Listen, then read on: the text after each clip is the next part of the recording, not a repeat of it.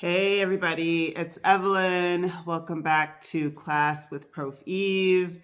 In this video, I am going to talk about how I plan for Ramadan as a mom, single mom, a working woman, an entrepreneur, and so many other things, writer.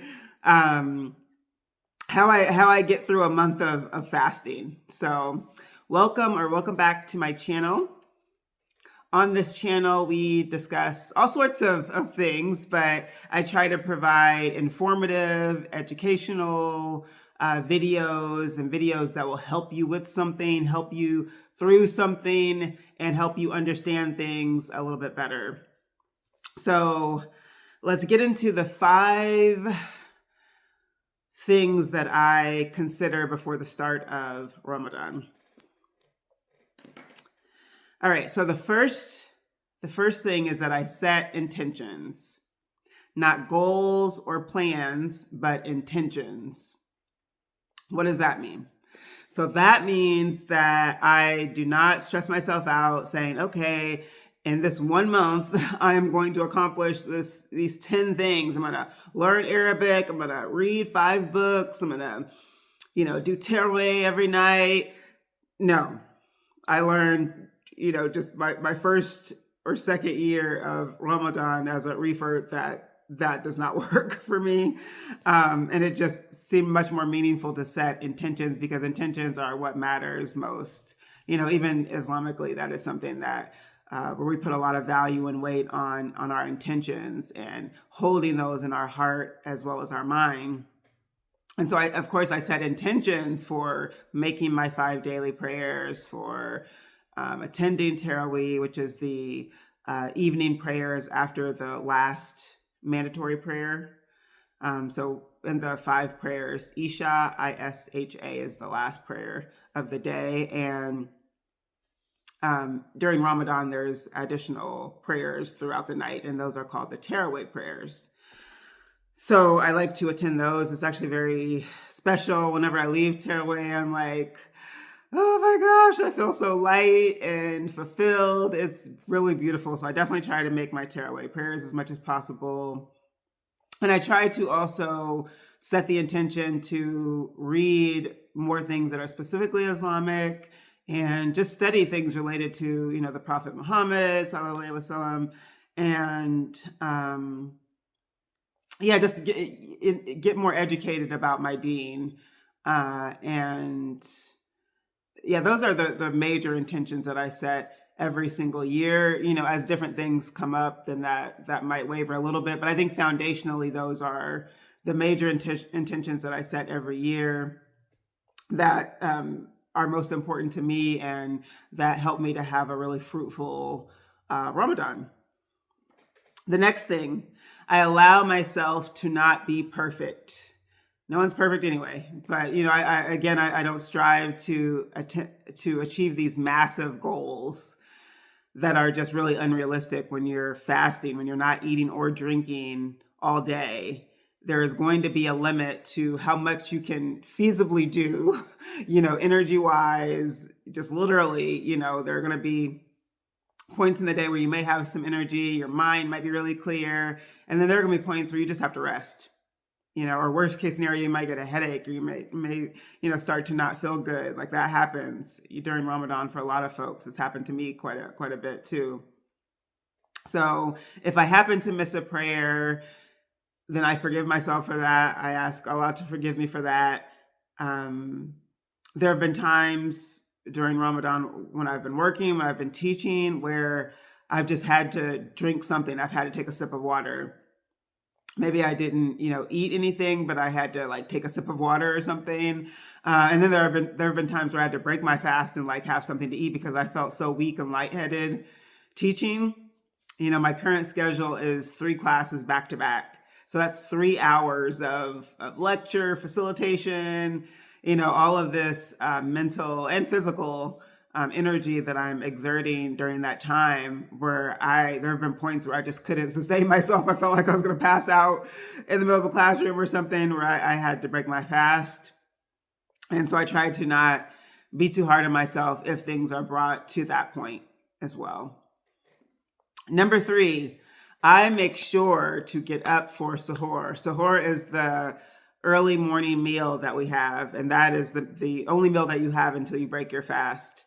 Um, so you have to get up pretty early usually for suhoor. I mean, it can range from 3 in the morning, maybe 4 in the morning. Some people might get up at 2 in the morning, if they're making a lot of food or feeding a family. And so you do want to give yourself some time. Like I try to get up at least a couple hours before Fajr, the first prayer, which is usually around 5 a.m.-ish for most people. And so I get up, if I get up a couple hours before 5 a.m., then that's 3 a.m. So it's getting up really, really early. And of course you want to sleep. So my first couple of years of Ramadan, I had a really hard time waking up and just motivating myself to get out of bed. But every single time that I missed suhoor, I regretted it. I mean, not having anything all day until you break your fast is very, very difficult. That definitely contributed to those times where I had to break my fast because I just couldn't endure it. So now I make it a priority to get up for suhoor. I don't care if I have to get up at 2 or 3. I really, really try to make myself get up and have time where I'm not rushing to make a really good, wholesome, filling meal and also drink as much as I can. So I try to drink like a big cup of water, and usually I'll have like a small cup of tea as well. So that is something that is really important for helping me to maintain my fast and just not be miserable all day long. The 4th thing is making the most of the time where you do have a lot of energy. Because like I said, there are going to be points where you just really don't, where you just nap. I do nap a lot during Ramadan. I have gone to sleep a couple hours before breaking the fast many, many times. It's very common because I'm just so exhausted at that point. So usually I find that I am the most clear mentally and the most physically energetic in the morning, not after Fajr necessarily, but like maybe 9 a.m. or something. I start to kind of get my wind of energy, and then that lasts usually to like noon. And so in that window of time, 9 a.m. until noon, I try to be as productive as I can. I'm a teacher, so obviously my classes are actually within that time frame, which is really nice. And I actually have a class at noon that goes until 1, but most of my classes are within the 9 a.m. to noon time frame. I try to do writing that I need to do, emails, just anything that's going to require mental energy, especially. But certainly things that would require physical energy, I would try to do it during that span of time as well, because I know that it's fleeting. But if that time, comes about later in the day, that's okay too. Whenever you feel it, go with it. If you feel like you have a lot of energy, take advantage of that as much as you possibly can, because it's not going to last. All right, y'all. The last thing that I do to prepare for beautiful Ramadan is I try to go to bed right after Tarawih, the evening prayers. And so for me, Tarawih usually starts at 9 p.m.-ish. It's been later in some years, but usually about 9 p.m.-ish. Sometimes it could be a little before 9. And so I try to pray Tarawih for between 1 and 2 hours. And so usually I'm done by 10 or at the latest 11. And I just try to go to bed right after that, because the thing that happens is after you break your fast and you eat, you have like a whole lot of energy. For most people, you get like a whole lot of energy. Maybe not immediately after eating that meal, because it's usually like you're eating a lot for that meal. And so you might immediately feel like stuffed and not wanting to do much. But for me, I found that not too long after eating, I have like a lot of energy. I feel like I can stay up all night. Another really interesting thing that I found about Ramadan is with caffeine, my caffeine consumption. And what I discovered was that caffeine didn't have any impact on me during Ramadan. I could drink coffee, I could drink black tea, green tea, whatever, caffeinated, beverage with my iftar, the meal that we have when we break our fast, and it would not mess with my sleep at all. Like, it didn't disrupt my sleep at all. I slept great, peacefully, wonderfully, best sleep I've gotten, usually during that time. Outside of Ramadan, though, I really do not handle caffeine very well. Actually, this year I have virtually, taken caffeine out of my life as far as drinks. I was never a big coffee fan, but I did drink a lot of lattes here and there, especially matcha lattes.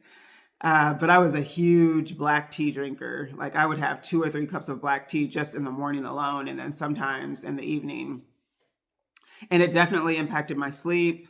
Caffeine also has the effect of making me very jittery, and it just wasn't a settling thing for me. It didn't really add much to my energy like some people feel that it does. And so during Ramadan, it doesn't have that effect for some reason. Now, since I'm not drinking a lot of caffeine right now, I don't imagine that I'm going to be drinking a lot of caffeinated drinks or teas this Ramadan, but I don't know. I'm going to go with how I feel. And if practice Islam, if you're Muslim, if you observe Ramadan, then you know that throughout that course of the day, when you're fasting, all sorts of food ideas come to mind about what you want to eat later on, what you're going to eat the next day. And sometimes that thing that we plan to eat is like completely different by the time it's time to break the fast. And so I don't know, I might like develop this interest in black tea and caffeinated beverages again this Ramadan, even though right now it hasn't been a part of my life this year. So we'll see what is in store there. So I think those are my 5 points. I'm looking at my notes here. Yeah, I think those are the things that I do to plan and prepare for Ramadan. So I will check in with another Ramadan video later on, maybe in a week or so. If you all are interested in this content, I can even do a little series perhaps. So you'll definitely see some Ramadan content. There will be Ramadan content in my shorts as well. So look out for that. Thank you for watching. Ramadan Mubarak, and I will see you in the next video. Peace.